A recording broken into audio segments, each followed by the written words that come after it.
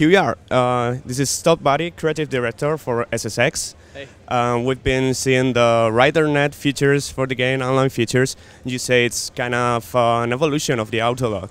Yeah, absolutely. I mean, I'm a huge fan of everything Criterion does, and we looked at Autolog when it came out for Need for Speed Hot Pursuit last year, and really just the goals behind it of putting your friends at the absolute heart and soul of the game and making everything about friends and building your friends list and recommending and putting that social competition right in the forefront.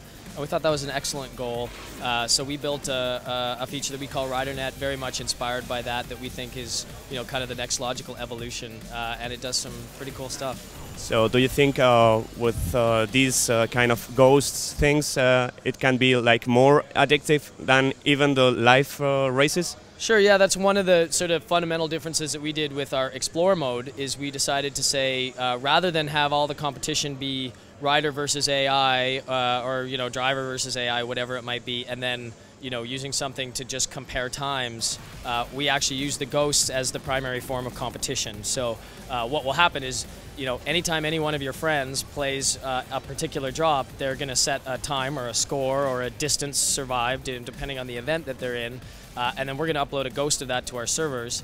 And then anytime you log on to Explore, even if you're not, your friends aren't online, you can actually have that amazing experience of competing head-to-head against 4 or 5 or however many of your friends, and it really makes it a little bit more personal, and it's pretty cool.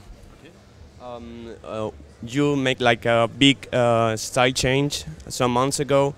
You have like a more realistic thing, and then you have like more authentic SSX feeling. Do you think you have succeed amongst the fans, the feedback? Yeah, I mean, there's been a lot of misconceptions about what we've been doing. From sort of day one, race it, trick it, and survive it were our goals. And, a lot of people, when they saw some of the survive it stuff, particularly early, got a little bit spooked. Like, wait a minute, SSX is about racing and tricking, and is that stuff even going to be there? But we've been building it all along. So, now I think that people are seeing some of that stuff. They're getting a little bit more comfortable and feeling like, okay, it's got all the stuff SSX used to have that was great, and it's got some new stuff. Yeah, I think we're in a pretty cool spot, and so far, I mean, we had a big community day up at EAC and brought in some of our greatest fans, showed them everything we could show them about the game, and they seem to be really happy with what we're doing. So we're listening, and we're trying to, react and try to do as many things that the fans are asking us for that we possibly can. That's right. So what about the music? Because I remember the dynamic music changing while you're racing and you're doing it well, so it's more instruments or more things. And I don't know about the style, rock, dance, electronic. What do you have in there? So we're not talking about actual songs for the soundtrack yet. We're actually, the honest answer is we're still in the process of negotiations with a number of different artists. But a few things that we have said, sorry, it's been a long day or a long week at Gamescom. A few things that we have said is, we do have music remix. We haven't actually unveiled how it actually works. It's not turned on in the build that you looked at today, but the music does remix as you play the game. It's even more advanced than what we've done in SSX in the past. It's a very cool feature. Second thing that we have talked about is you can import custom soundtracks into SSX, so you can bring your own music into SSX.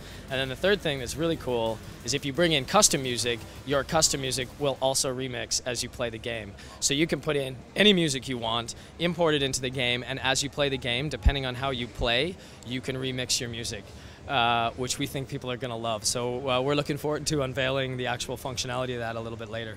Looking forward to. We have the traditional controls with twin sticks, but then there's like a new wave of motion controls.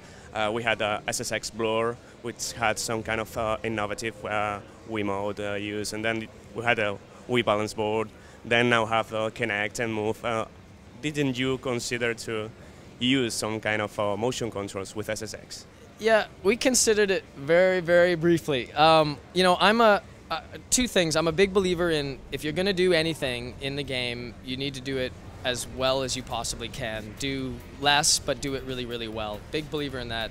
But more importantly, and some of this guidance has even come from the manufacturers of motion controls, I really believe if you're going to support any kind of peripheral, whether it's Connect or Move or some kind of extra, like a balance board, you really need to design the entire game around that peripheral if you're going to do it right.